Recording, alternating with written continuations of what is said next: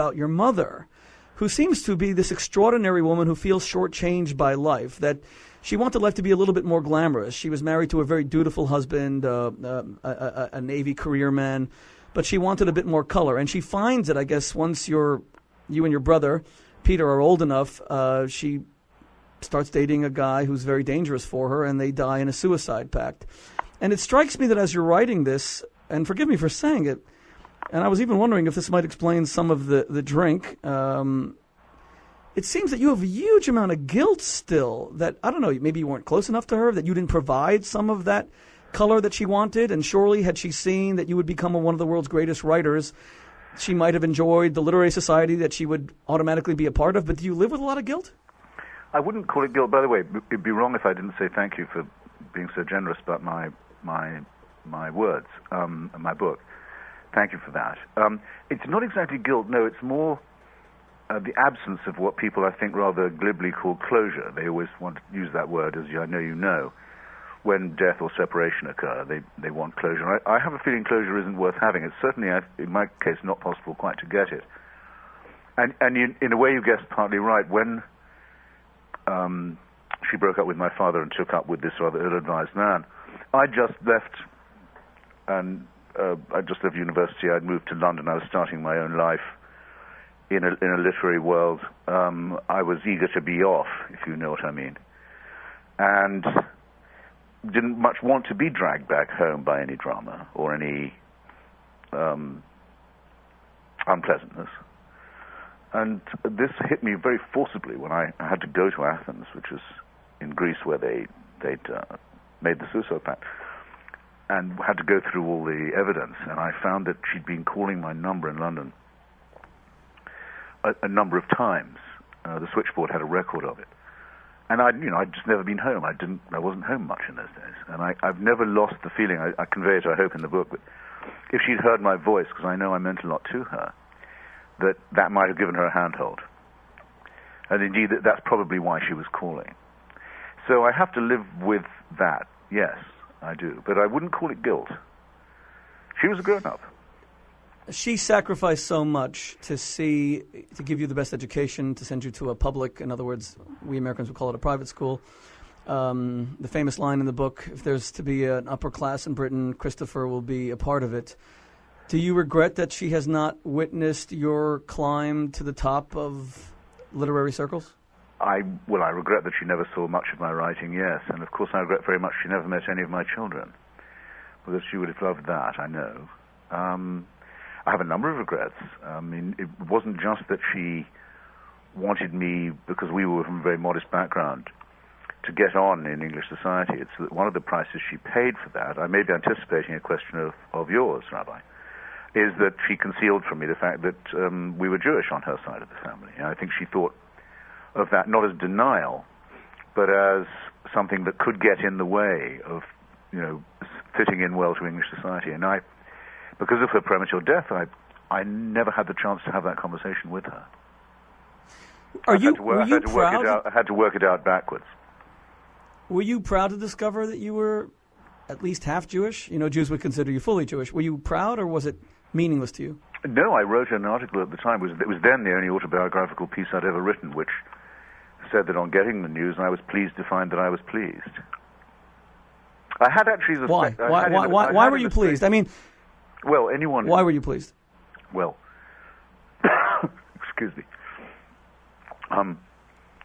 Anyone who's interested in the survival of civilization and its flourishing has to be, very concerned with the survival of the Jewish people, which is one of the grand narratives of humanity, and second, very impressed by the contribution Jewish people have made to the arts, to science, I don't want to sound sectarian about this, but I don't think anyone would deny it, to politics, to charity, to modernity, in fact. And my political upbringing, and training, which is very much, not like my parents, but was very much on the left, was dominated by the figures of Marx and Freud and Einstein and Trotsky.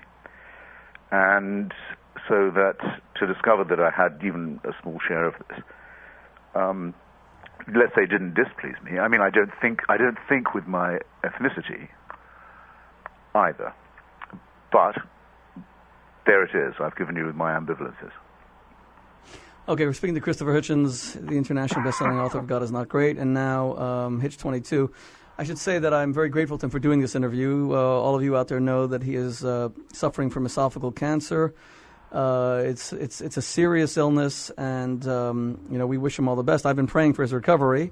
Christopher, you would probably tell me that why bother? Nobody's listening, right? Well, of course nobody's listening, and it can't make any difference. But I don't want to be churlish about it. And for all I know, it'll make you feel better. But in which case, good luck. And there is actually there's a day of prayer for me set aside in September the 20th.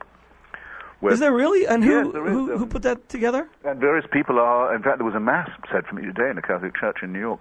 I'm touched by this, obviously, and especially by the fact that a lot of it's being done by my foes, and often by people I've personally criticized.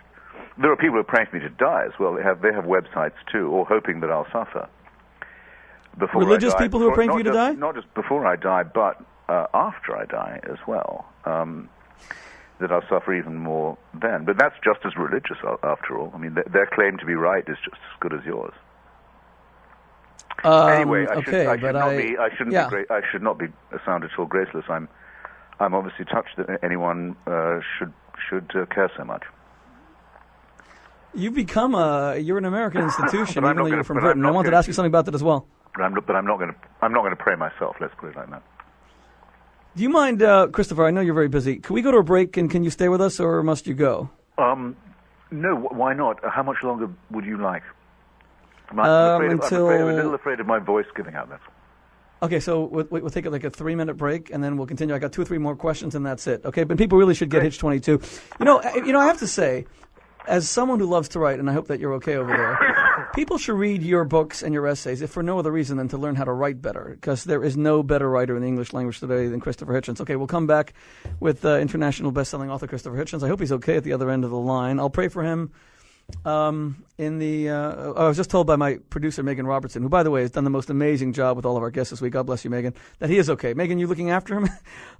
I don't want to be held accountable for doing anything to Christopher Hitchens on the air. 77 WABC, the Shmuley Show. We'll be right back. 77 WABC, if it is true that Christopher Hitchens is dying, then I am very sad.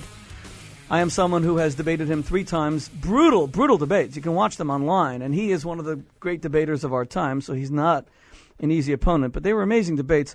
So when I tell you that I'm sad, I think all of you ought to be sad as well. Why would I be sad that the world's most famous atheist, who sort of hates religion, is dying? Because he's a very decent man. I don't judge people by their beliefs. I judge them by their actions. Hitchens was a great spokesman for the innocent Arabs living under Saddam Hussein who were being slaughtered, and very few liberal writers came out to support the removal of Saddam. I don't care what you think about the war in Iraq, but to forcefully advocate that a genocidaire like Saddam Hussein has no right to run a country, a man who's like gassing his own people and gassed children in Halabja in April of 1988. Hitchens has been a phenomenal spokesman for the defenseless, for innocent victims throughout his life. And there's a measure of greatness to him. It doesn't mean we agree on everything, but I certainly was praying for him. Now, as I just heard from our producers that we cannot bring Christopher back on the air because, as you probably heard when we went out, he was coughing so much. I feel bad even taking so much of his time, given that he is facing what he says is a terminal illness. We can only hope, God willing, that it isn't. When he said that there are religious websites praying for his death and for his suffering after he dies, you guys are sick, okay? Let me just make it clear. You're sick. You're an embarrassment to religion. You need serious help. You need serious therapy. If being religious people has not sensitized you to be more loving, more open-hearted,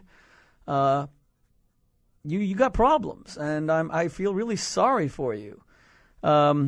I would love to have someone who believes that Christopher Hitchens deserves to die call me up. I'd like to discuss it with you rationally.